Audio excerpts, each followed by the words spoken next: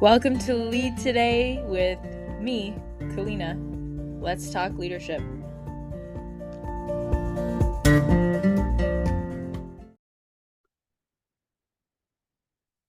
Hey everyone, welcome back. We continue along with a series about Jung's book, The Undiscovered Self, The Dilemma of the Individual in Modern Society. I recognize this series has been a little bit dense in some ways, and I'm hoping to make it a bit more accessible in this episode by, understanding it better myself, by reading it a few times, and my notes are hopefully a bit more understandable. So let's give it a go. We're talking today about the West and religion, and Jung starts out by saying that the West's criticism is only heard this side of the Iron Curtain, and so we have all these criticisms of the East and their practices, but really they're not often internalized in the East the way that we think that they will be.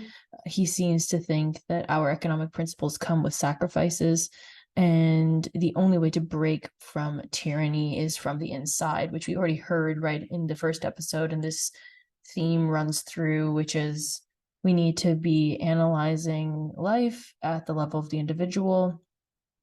And in his opinion, we fail to do that most times. And so he says that we need to overtake tyranny with emotional forces and not reason or morality. And his thought is that the West lacks uniform faith to block the progress of fanatical ideology, as he calls it, or let's say ideas that propose solutions for a collective when there is no such thing as the collective, but rather a collection of individuals. And that's what we've been getting at the whole time. And so this episode goes, and this chapter of the book goes further into why the West is perhaps in some trouble when it comes to this idea of not respecting the individual. His next thought is around the church standing for traditional or collective convictions. And oftentimes adherents just have unreflecting belief that disappears as soon as you start to think about it. And that makes sense, right? A lot of people that are in the church don't really ever read the Bible, let's say, or they're in a certain faith. They haven't actually read the spiritual and sacred text in full. And so how could you possibly adhere to a certain way of thinking or agree with a certain text if you haven't read it in its entirety? I mean, makes sense, right? If you haven't read a whole newspaper or a whole book, how could you do a book report, or how could you talk about it? And so his idea that often the church is just filled with members who believe in it because they grew up in the religion, or it's actually usually that they grew up with the faith, and or the group of friends or social circle they have, community, is that faith. And so that's where they get into a certain church or certain religion.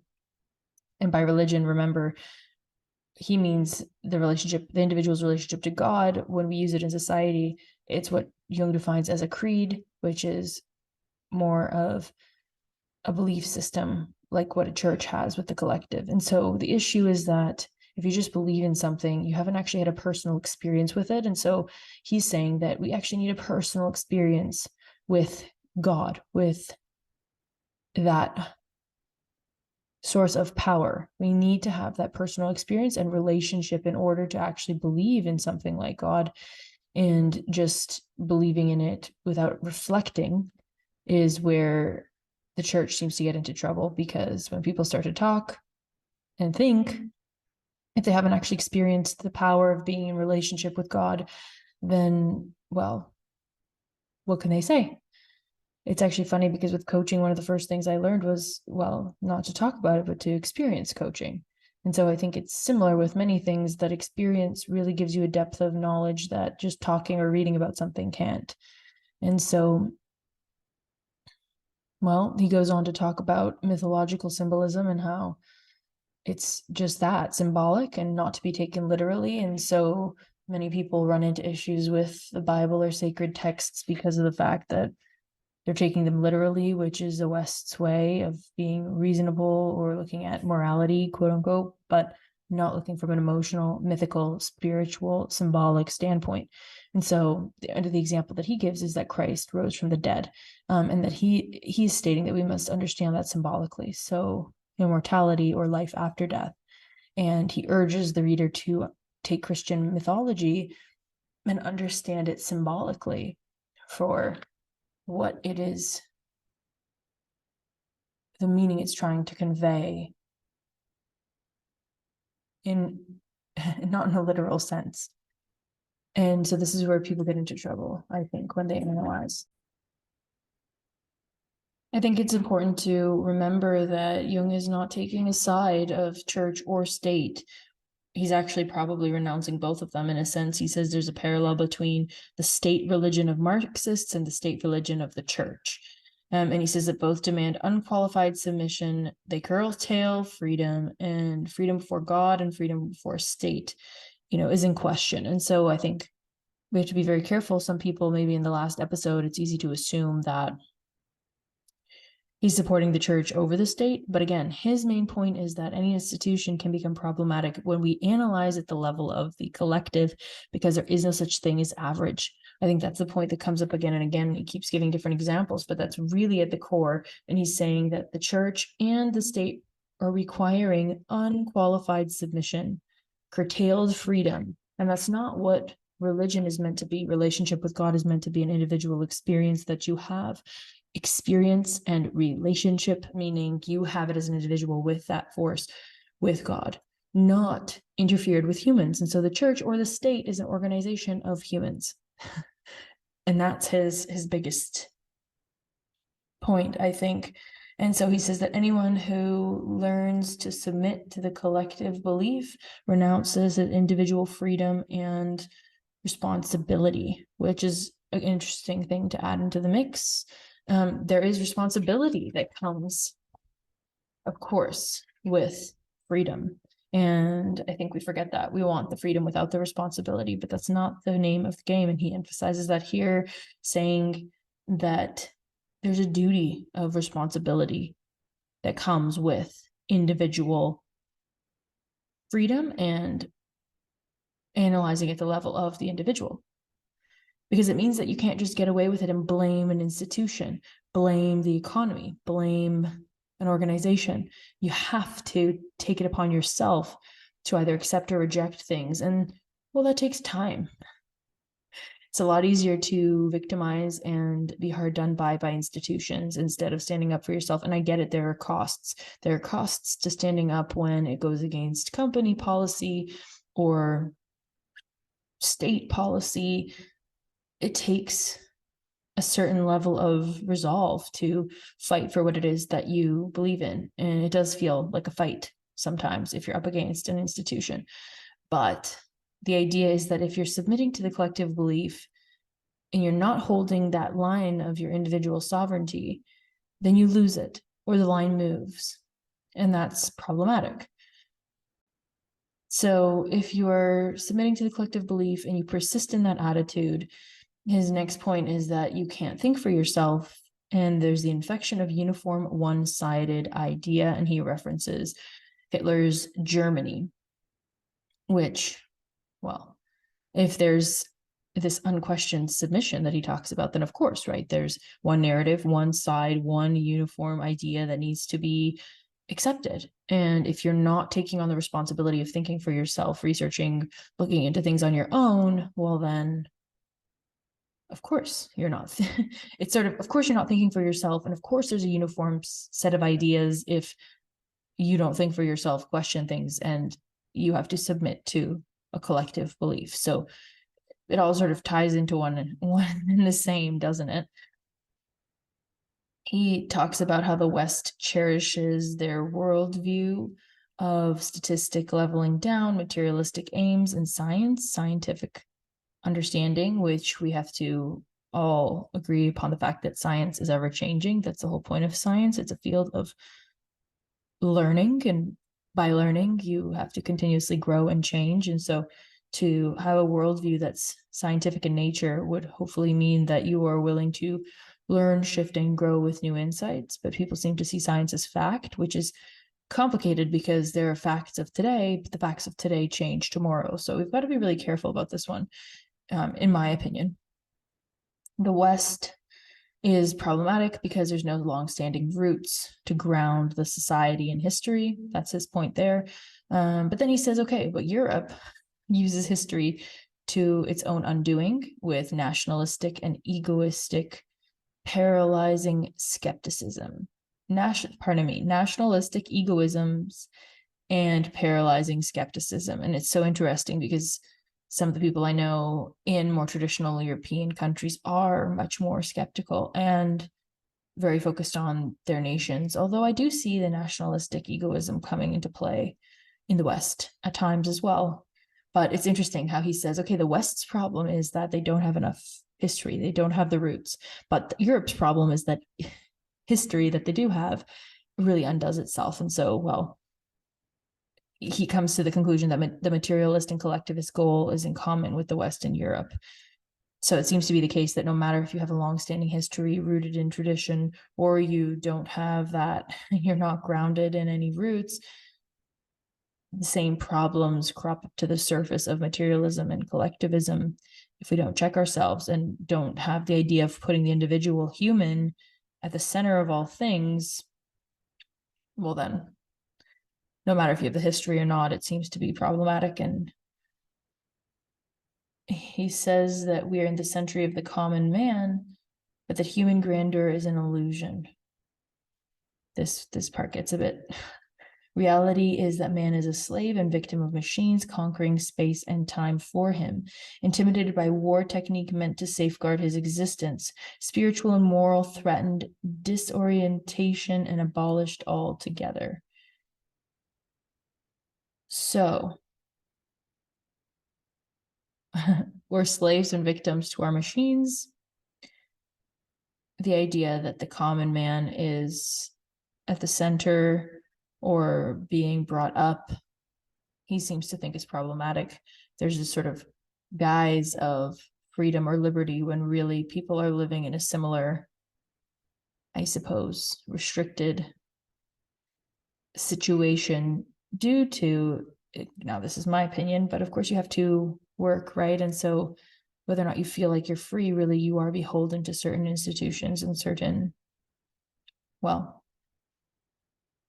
ways that you have to spend your time, like your job, where you think you're free to work your job and to make a living for your family, but really, how free are you to decide how you work and how much you work if, there's a certain number of work hours that are expected every week at a full-time job and institutions are dictating holidays, and how free really are you, I suppose is his question. And then he's focused specifically on machines, which is interesting, and how they conquer space and time, which is fascinating that this was written back then, but we look at machinery now, and especially with machine learning and artificial intelligence, people that are skeptical of it would probably have a similar question around how man is enslaved and victimized by machines or technology and how it could be problematic. So he's certainly onto something when, again, his idea is that we should be putting the individual human at the center of all things as the measure of all things. But we don't seem to be. It seems to be about technology or machines. And that, he has this idea about how we're also intimidated by war techniques that are meant to safeguard us. It's sort of like, this is for your own best interest. This is to keep you safe. Whenever someone it's kind of patronizing, isn't it? When someone tells you, this will keep you safe. It's sort of like, but I'm a grown adult. I need to be able to make that call for myself, given all the information at hand, right?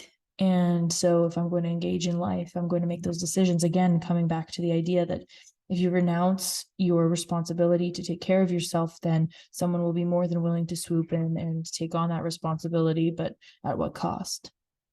What's the cost? Every time someone says, I'll take care of it, don't worry about it, you are renouncing your individual responsibility. So every time someone says, I'll take care of it, you have to weigh the costs of renouncing your individual freedom and responsibility in that particular regard. And sometimes I think we doubt our own individual abilities, and so we think someone else can do a better job, and that's what's so dangerous, is our own self-doubt. This is my opinion now. I don't know that he talks about this. Maybe we'll get into it, but it's just what's coming to mind for me right now, right? Which is, it's sort of, oh, for your safety and for your, we're considering your best interests, and really I don't think anyone can consider your best interests as well as you can. And so it's on you to do that. And anytime you relegate that control to someone else, you have to be okay with the fact that they're not going to do the best job or as good a job as you. They don't know you as well as you know yourself, and they are going to take their own interests or their organization's interests into account alongside yours, or maybe instead of, in spite of yours. They're going to, the prioritization hierarchy of interests might not be what it should be. So anytime you put your life, your needs, your thoughts, anything into the hands of someone else, you have to think about what it is that they're going to do with that and what you're giving up, what it costs. So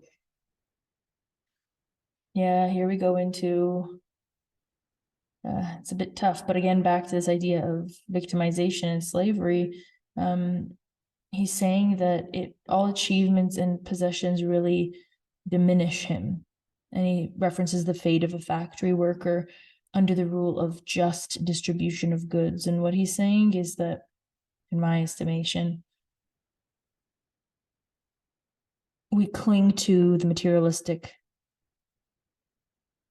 ideals, but in clinging to them, he becomes worthless, because then in a sense he's controllable, right? He's controllable because someone gets to decide what goods he gets or not based on the cost, and also because his possessions diminish him because it's in direct relation to the cost of the hours that he would have worked in that factory role, right?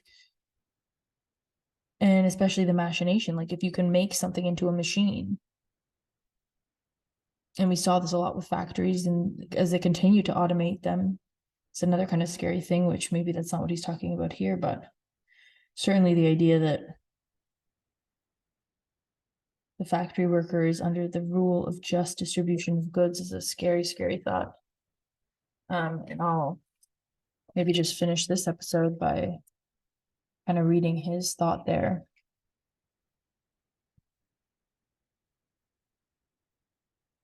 In this reality, man is the slave and victim of the machines that have conquered space and time for him. He is intimidated and endangered by the might of the war technique, which is supposed to safeguard his physical existence.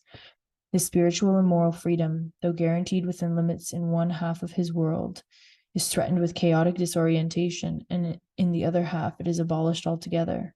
Finally, to add comedy to tragedy, this lord of the elements, this universal arbiter, hugs to his bosom notions which stamp his dignity as worthless and turn his autonomy into an absurdity. All his achievements and possessions do not make him bigger. On the contrary, they diminish him. Is the fate of the factory worker under the rule of a just distribution of goods clearly demonstrates. So again, he's just saying that this human grandeur, this idea of people being at the forefront in some sense, is an illusion from his estimation, and is counterbalanced by a reality which is very different. I'm going from page 41 here in the book. I think he paints this picture, it's kind of bleak, and he paints it because he's pushing us to consider the fact that materialism is problematic, that we continue to hustle for more achievements and possessions, but they don't actually make us any bigger, because we need to focus on what is important, which he doesn't necessarily say this, but family, right? And then in his idea, it's this individual relationship to God and having the awareness and understanding of oneself, so that we can really make decisions of our own accord and take responsibility for our individual lives. And if we all do that, then we'll be better off collectively, interestingly enough, even though we're not supposed to measure from the level of the collective. But this idea that we kind of run on a hamster wheel, chasing after more things, or better, renovate the kitchen, get a new truck, get a new car, get more clothes, go on this trip. I mean, we're all kind of chasing after something, and parts of it are materialistic. And he just he doesn't seem to think that that's going to take us anywhere. And I think in a lot of ways, we're seeing a trend out of that too, right? As much as there is this materialism, I think there's an underground sort of churning and swelling of an idea of simplicity of earlier times and ancestral wisdom, and considering how exactly it is that we can get back there in a way that takes the benefits of our advancements, but still holds true to our human nature and biology.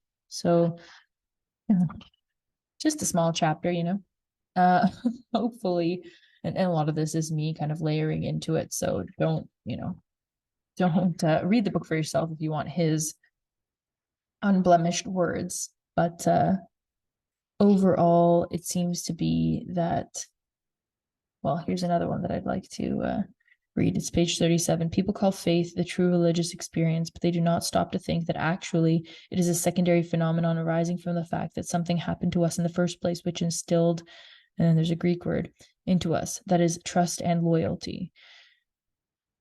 So again, you get trust and loyalty from an experience. His idea is that the West is more focused on materialism and collectivist goals, and that, again, sort of this pleading to come back to the layer of the individual, and that the West, whether it's North America or Europe, runs into problems because of these materialistic and collectivist goals, and that they're misguided, and that religion is the way back. But religion through the church, which just asks for unquestioning submission, is not the way. So while he's saying, individual relationship to God, religion, which is his definition of individual's relationship to God, he's definitely saying that the West gets it wrong, because whether it's the state or the church, they really come at it from a collectivist standpoint, and from a standpoint that you must believe whatever they say and not question and not have your own personal experience. And he deems that problematic. So that's the West's position on the question of religion. And I'll see you next time for the individual's understanding of himself. We're turning a page here, really, because after that, it's a philosophical and psychological approach to life. We look at self-knowledge, and then the final chapter, which is, what is it? The meaning of self-knowledge.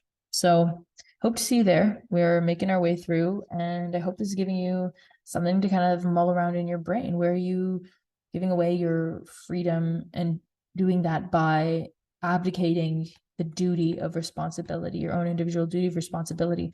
And where else are you being materialistic and potentially collectivist in your level of analysis? So we should all, or everyone should, versus looking at things from an individual standpoint and putting the individual human at the center as the measure of all things. And so considering things on a case-by-case basis. Where are you running amok in your life by judging people from a group collectivist standpoint and or materialistic standpoint? And how are machines potentially conquering your space and time? Big question in and of itself, without any of this other content, to just think about machines and how they're taking over your daily life, if they are.